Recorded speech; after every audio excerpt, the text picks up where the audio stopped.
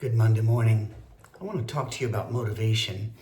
Not so that you get more motivated.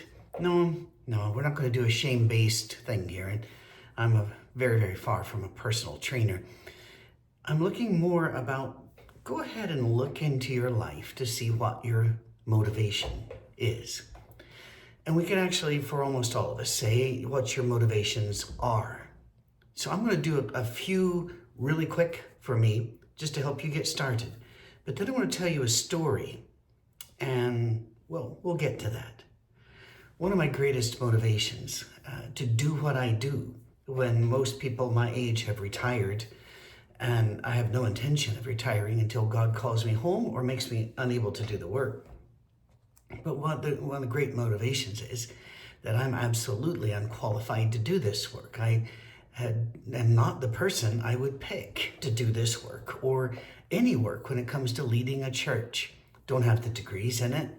And I am not your typical minister in the way that I look at scripture and life and such. And some of that is science. And some of that is the way I was raised and having to come out of that very rigid system. The fact is this, I would not have picked me because I know me. And therefore, one of my great motivations to do this work is gratitude. God saved me, and he kept me saved even when I really fought, and sometimes still do. And yet, he keeps putting me here. And you can talk about the same. Look at what he's done in your life, even though there may have been times in your life where, like me, you fought him. You know, there are ditch stories, I call them. You can go to recovery meetings and you'll hear these stories, and they have all kinds of different ways of getting in and out of the ditch. But basically, they hit bottom. They really found the bottom, and God or something pulled them out of the ditch. And I don't really have a ditch story because I was comfortable in the ditch, and the ditch was lovely, and God kept pulling me out, and I kept trying to run to the ditch. So gratitude to God for not letting me blow up my own life repeatedly is driving me forward. I just go, wow, thank you. I don't see why in the world you would do that, God, but thank you. All right. Another motivation is I want to make Miss Cammie happy. We've been married for over 44 years, and I still like to see her smile. So a motivation for doing things during the day. I still open her door. I still do things around the house. There are all the please and thank yous. It's there because motivation. And my grandkids are motivation for me to not put on much weight, able to move around with them, although never be able to play sports with them. They're well past me on that one and probably were right after their birth. But still, I want to be around for them for a while. And so motivation to make sure I'm eating right and I'm doing the walking and that sort of thing, right?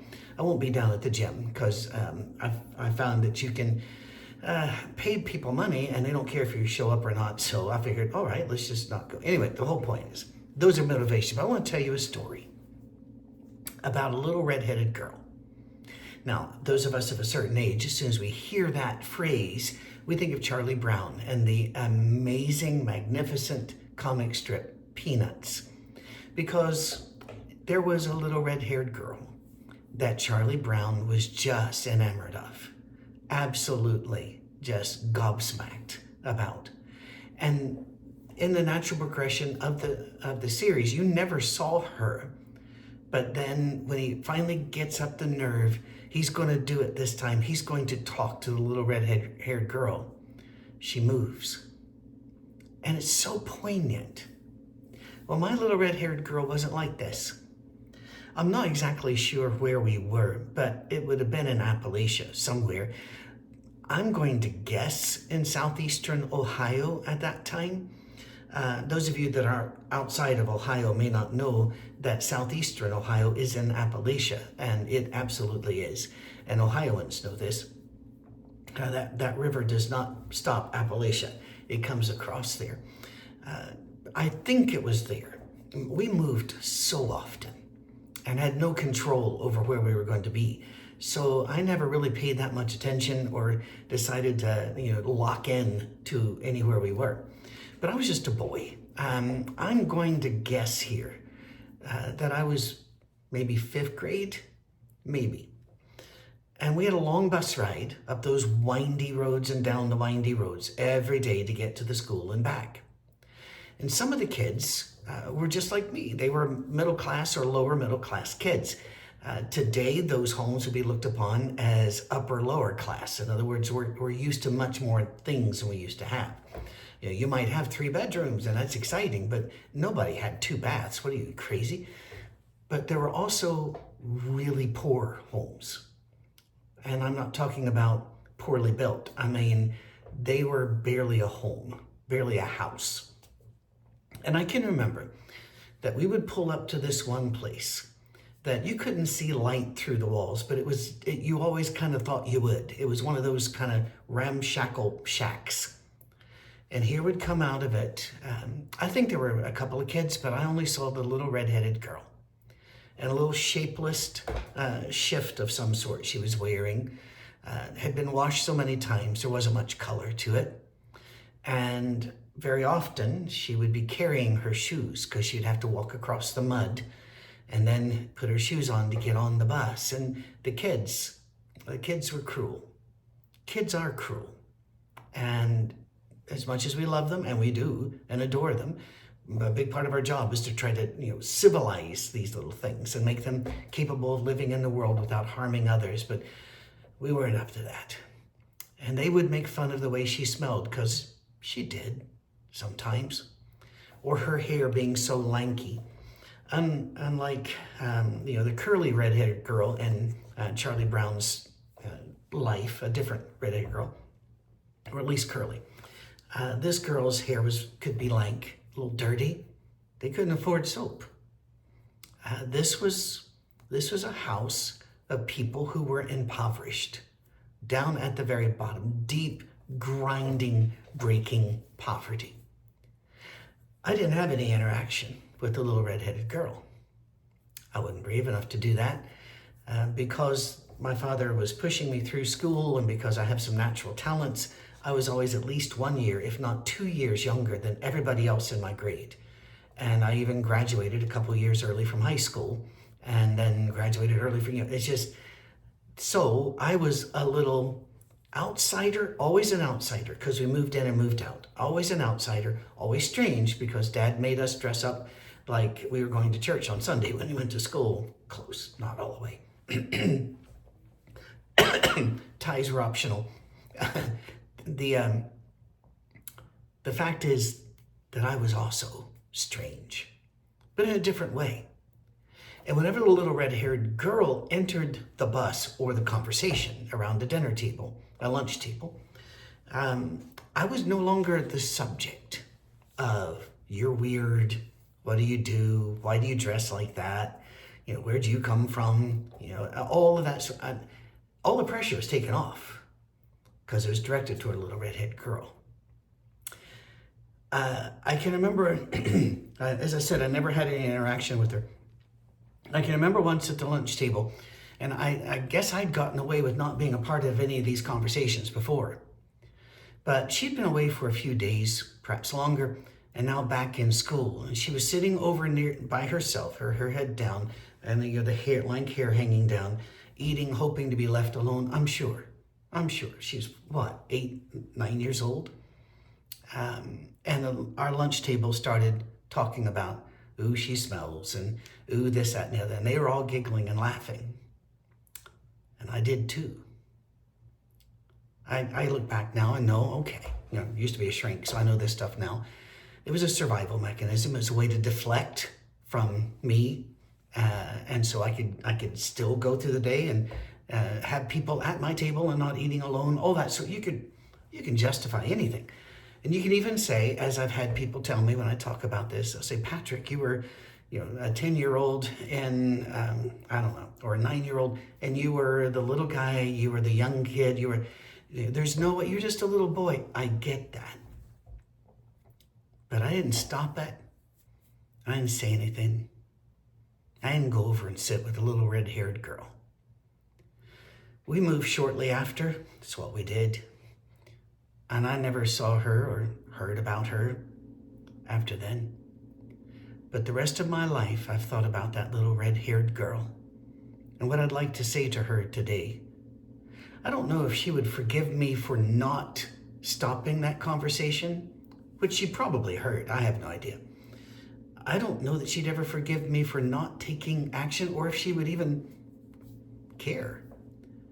But it bothers me that I didn't take action. Therefore, there's not a day of my life I don't think of the little red-haired girl and try to be better. When I see somebody, red and yellow, black and white, doesn't matter, young or old, male or female, and they need help, I want to help. Often I can't, we understand that, but if somebody is crying, I can't just walk past them. If a poor lady with 2 kids is trying to get through TSA and all the businessmen are just looking at their watches and sighing, I get up there and help them, not because I'm a good person. That's what I really want to stress here. I open the doors, I carry loads, not because I'm a good person, because I'm not sure that I am, to be honest, but because I never want to have another little red-haired girl in my past. That's a motivation for me. See, you can go back in your life, perhaps, and I've talked enough about me. You can go back in your life and find your motivations, and many of them are very positive, like mine. Gratitude toward God, love for Miss Cammie, love for my grandkids, and wish to engage with them. But there are also some that were shameful or painful that motivate us. I know an awful lot of social workers and counselors who were mistreated as kids or were in a foster system that wasn't well supervised, and they did all this work so that they can now protect others because they weren't protected back then. I find that a lot in aid workers and others. Others, I find they're being basically poverty tourist. You know, they've always done well, had great time. Now we're going to give back, a few weekends or a couple of years in a Peace Corps or something, and then we're done. All right, you did some good. I'm very grateful for that.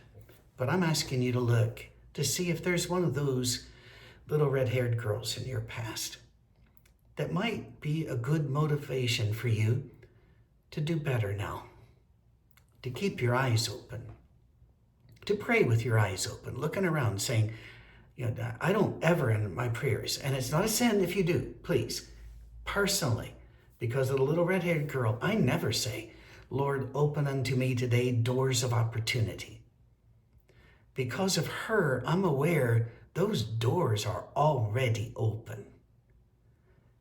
God, give me the vision to see them and zero fear to go through them and do what needs to be done. To stand up for the one who has nobody else to stand up for, even if it means it draws fire on yourself. Look to see if you have one of those stories.